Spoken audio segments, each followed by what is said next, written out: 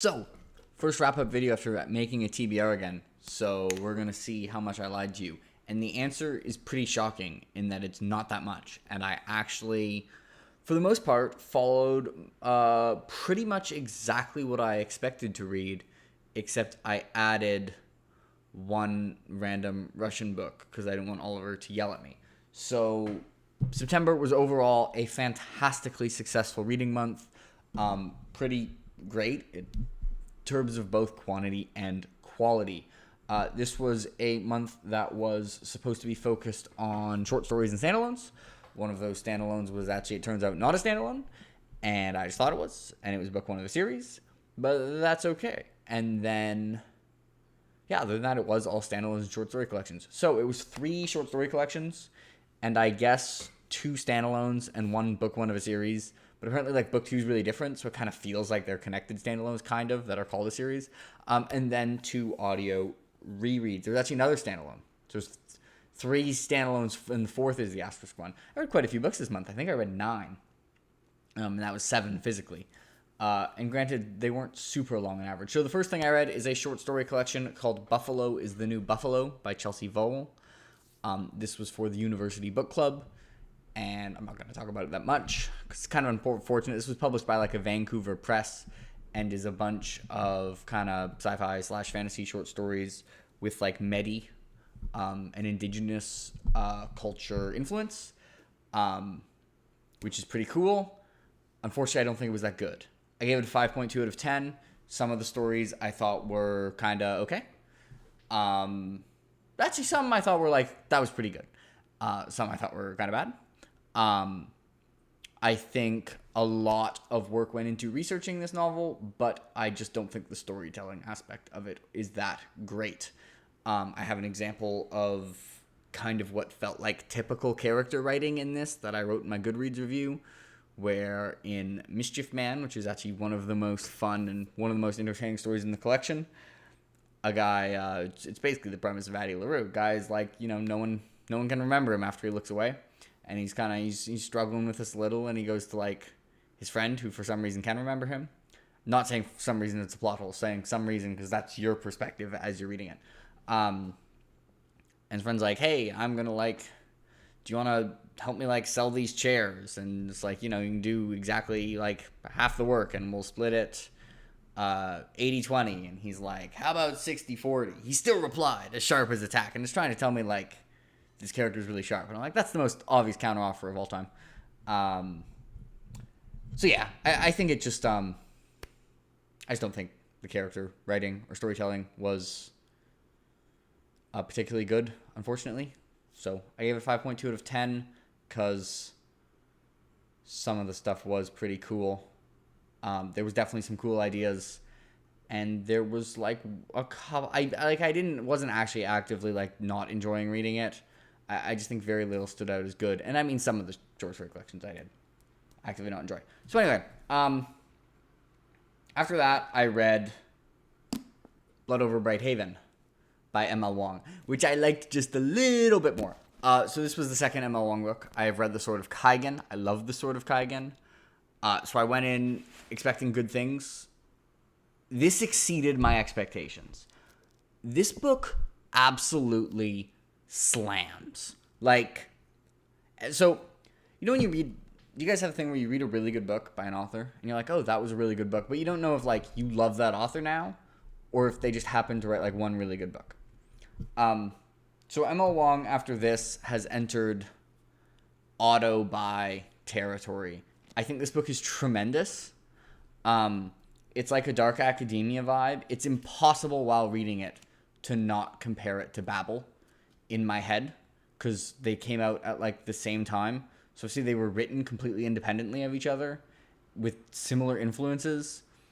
And like, I just can't emphasize how huge of a difference going from an incredibly boring protagonist to a just incredibly interesting protagonist in this book. And this is an incredibly interesting protagonist who's incredibly interesting in so many different ways from her previous incredibly interesting protagonist. Like, when someone writes one really amazing character, you're like, wow, that character was so well done. Now she's written two completely amazing protagonists with great supporting casts as well. And I'm like, no, M.L Wang is just among the best character writers in fantasy. The pacing of this book is incredible. It is addicting. It was a problem. I read it basically in 2 days. It's like 500 pages, so that's not like incredible, but you know, I'm slower than I used to be. 2 days is not insignificant. Like that shit flew. And M.L Wang is just unrelenting. Like, I think a lot of, like, she's just not afraid. There are no kid gloves. There are no pulled punches. If she has an idea that can really put, like, if she has an idea for an internal conflict that a character can have, an internal turmoil and demons that they have to face, she doesn't retreat from that idea. She doesn't like, oh yeah, I'm going to do that idea because it's going to be so good the way I make the character face this struggle. But like, you know, we don't want to be like too many. So I'll give them like a little bit of an out here, like a moral out, so they can feel better about themselves. Not M.L Wang. M.L Wang is like, you gotta face the fire, folks. Yeah. Incredible. Anyway, I have the minorest of criticisms that I can't say because it's a spoiler, but is a 9.4 out of 10. Is my book of the month comfortably, and there's some other bangers in here. Can't recommend this enough. I like it even more than the Sword of Kaigen. I think the dual chapter in Sword of Kaigen is still my favorite M.L Wang chapter, but Kaigen, I think, had a bunch of little things that like added up and took some points off of it. Like, it had a random final chapter, it had an early info dump, it did weird stuff with translation, the world building had some janky stuff going on, it had some janky flashbacks, but it was just like, the good stuff was so otherworldly amazing that it was just like, who the hell cares?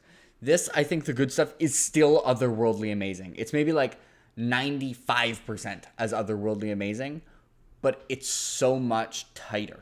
It just, like, there's not nearly like the little things that take away. The world build, the setting is so good as well. It's like an original setting and it just stands out.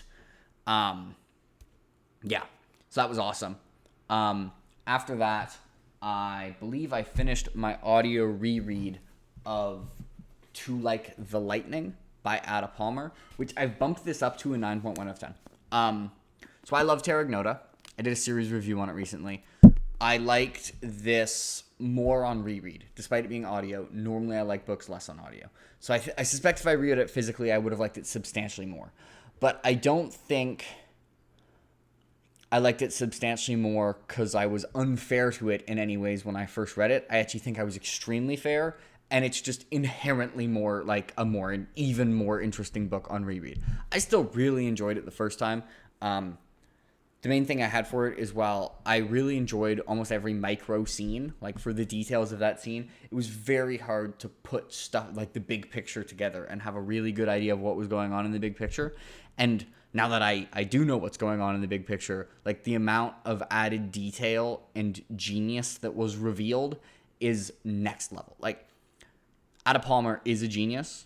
There are authors whose books I like even more than Ada Palmer, but Ada Palmer has a pretty good case for like the most genius category for sci-fi fantasy authors.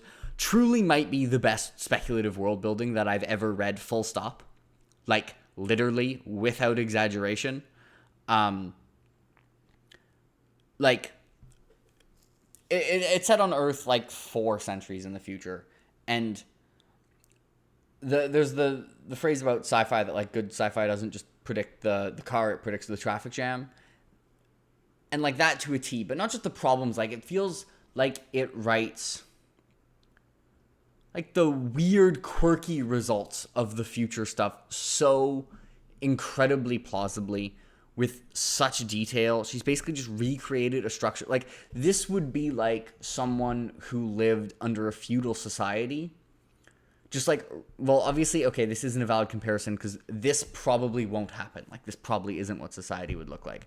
But like, if you were reading a book in the Middle Ages and you lived in a feudal society, and someone wrote a book in which the world and nations and our economy was structured like in a market economy and stuff like the way it is today, be like, okay, I don't know if this is going to happen, but it's incredible that you came up with a new way of organizing society that feels plausible when you read it, and that you then wrote about like the consequences incredibly plausibly and honestly.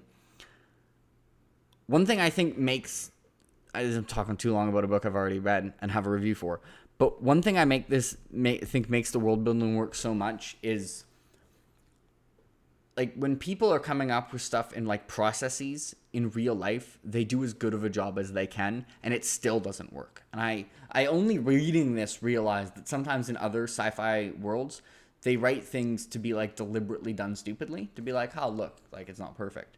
Ada Palmer writes it in a way where it's like, yeah, this sounds like what smart people would come up with, and then it still doesn't work because that's how reality works. Anyway, just genius. Okay. Anyway. Then I read Stories of Your Life and Others by Ted Chiang, who's also very smart. I'd previously read Exhalation by Ted Chiang, and I quite enjoyed this, but I enjoy it a fair bit less than I did Exhalation. It's hard to talk about as a whole because it's not like there's some unifying theme to me liking these slightly less than Exhalation.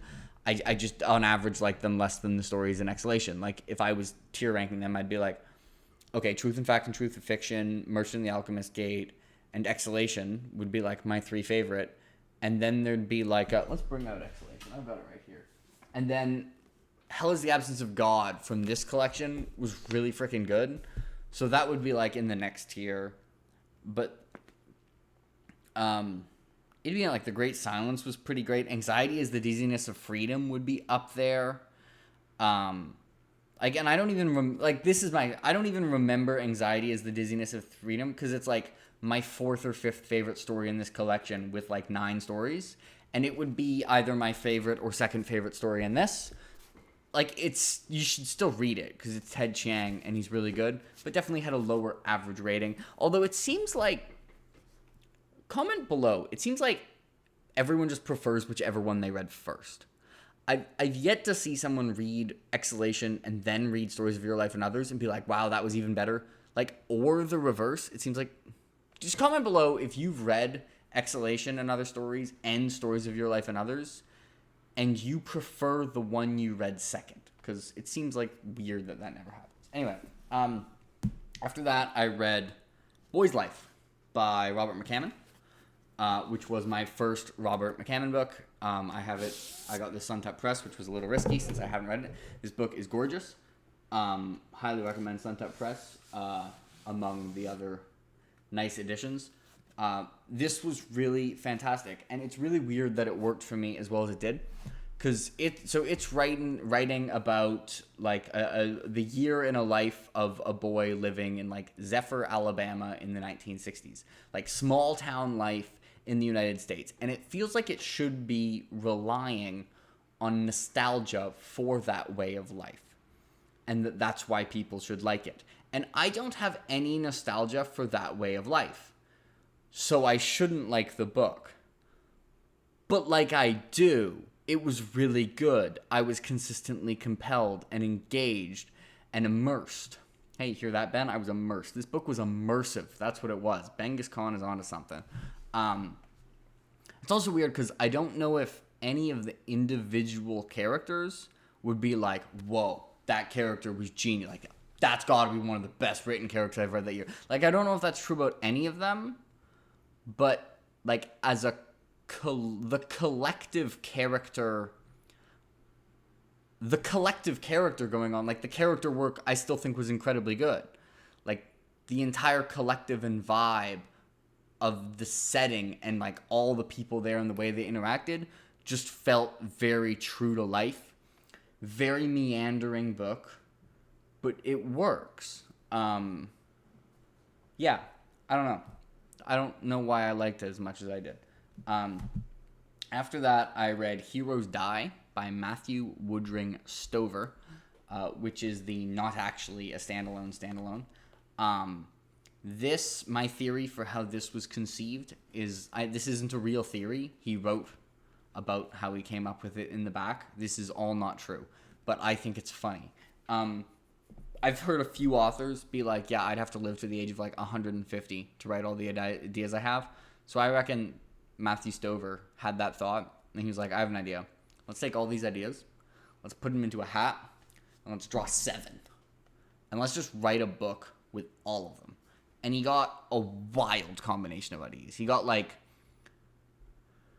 dystopia caste system, portal fantasy, celebrity main character, like human death machine, martial artist, Bruce Lee, Chuck Norris main character, revolution, god emperor, and probably a few more.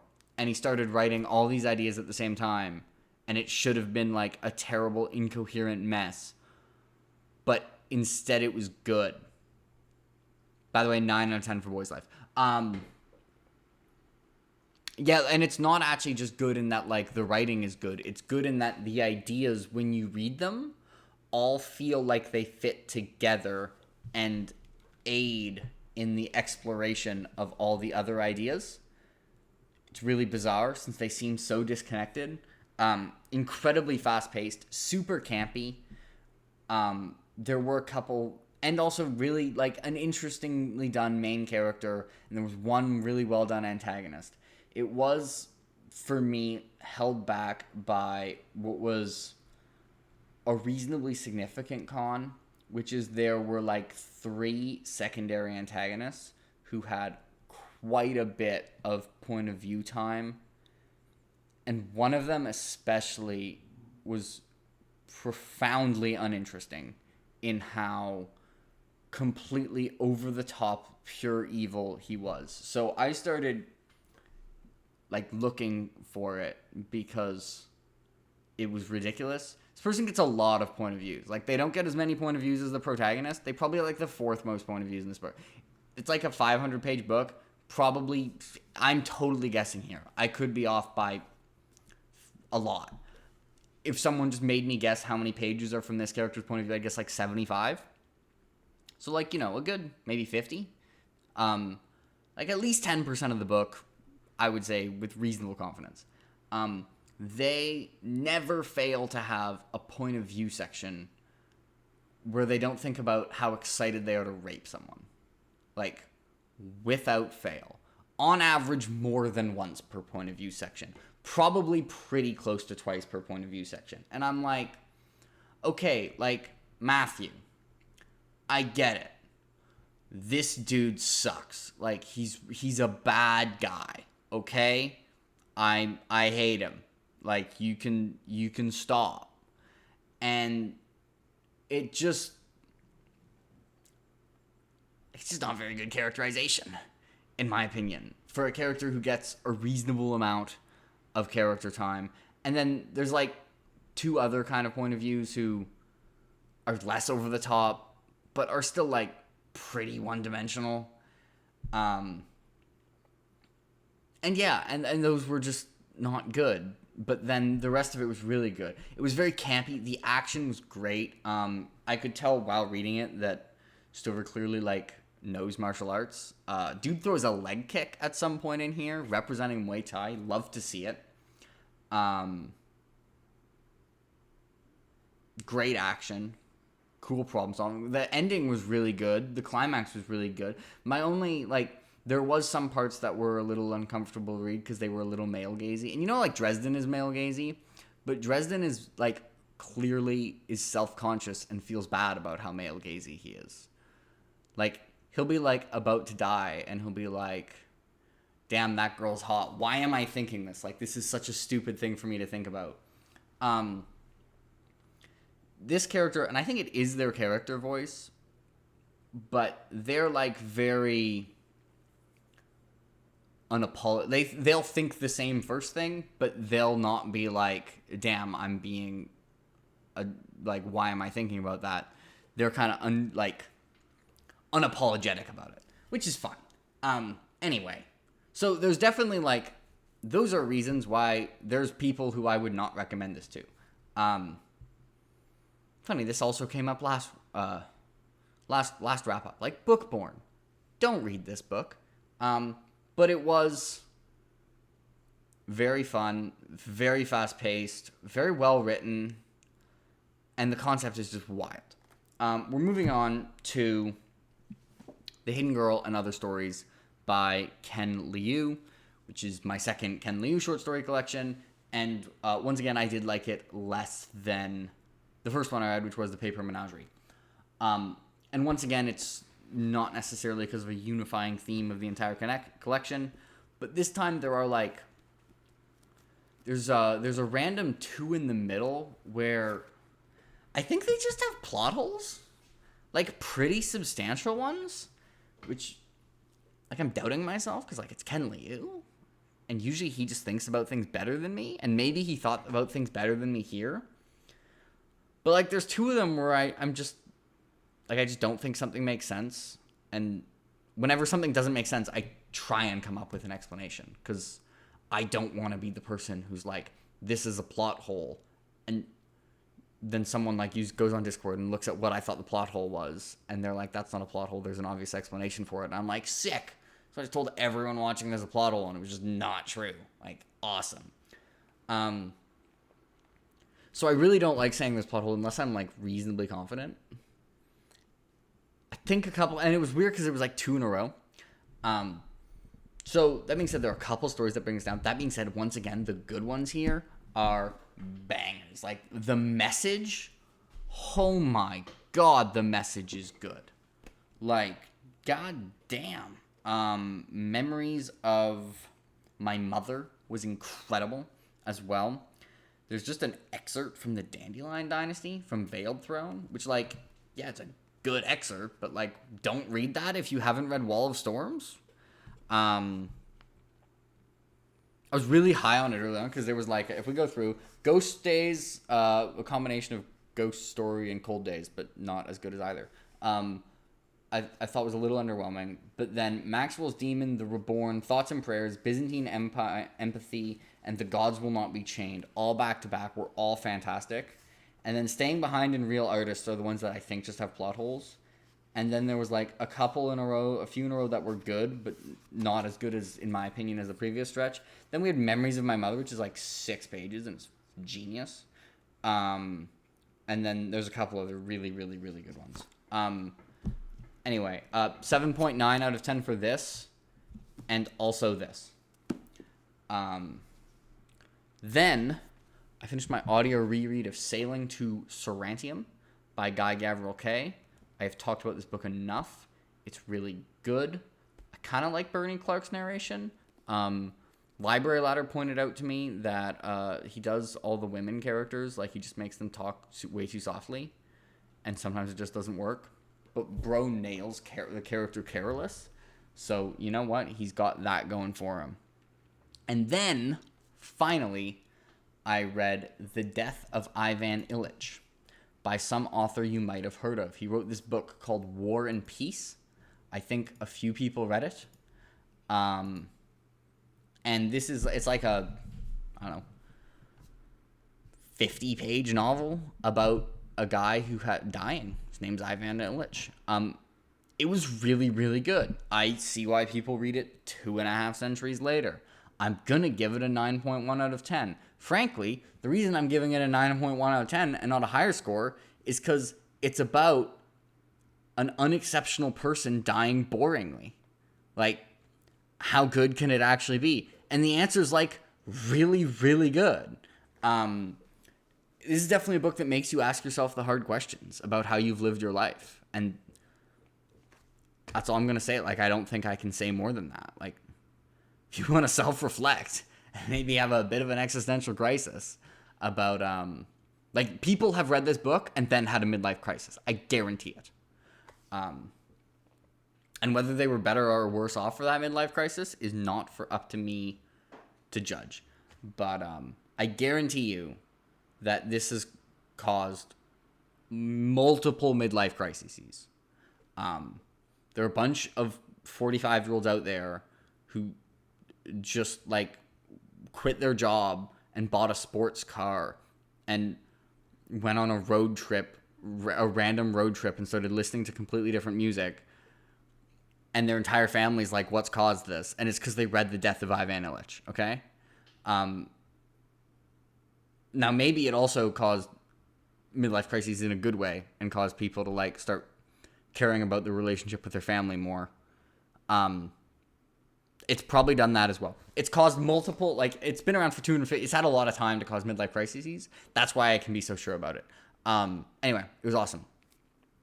Yeah, that's what I read. There you go. Let me know what you thought. You read any of these? Plan to read any of these? Do you have an answer to my question about, did you prefer, anyone out there prefer the second Ted Chiang collection they read, no matter what it was? And go ahead and tell me which Robert McCammon book I should read next, so I can just ignore you and read the first Matthew Corbray book.